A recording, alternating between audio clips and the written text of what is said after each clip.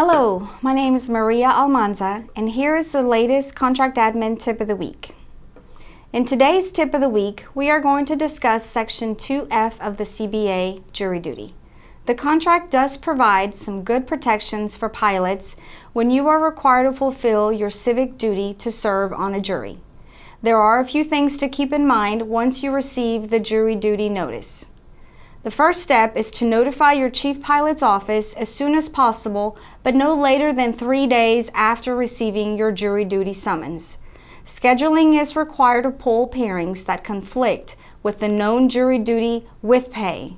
However, for pay protection to apply, those pairings must have been assigned or awarded prior to you receiving your jury duty notice. It is very important to note that once you receive the jury duty summons, you cannot trip trade, give away, or elit your current conflicted pairing and expect to be paid for it.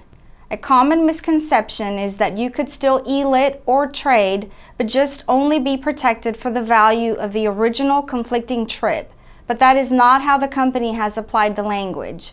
So again, if you trade the trip after you receive the jury duty summons, the company won't pay protect you for the trip pulled for jury duty. Scheduling must get you pulled in time to get home and receive adequate rest prior to the jury duty assignment.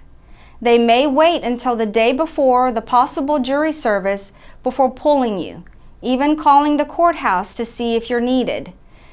They should not interfere, but merely call to see if you're actually needed or not. If you need to get pulled during a pairing, scheduling must provide must-ride deadheads back to the domicile or commuter city. You should not ever need to jump seat home or find your own way home. There have been rare occasions when crew scheduling has put a crew member into an uncomfortable situation where they are far from home on a pairing, anxious that they may be unable to return home in time for their jury duty service.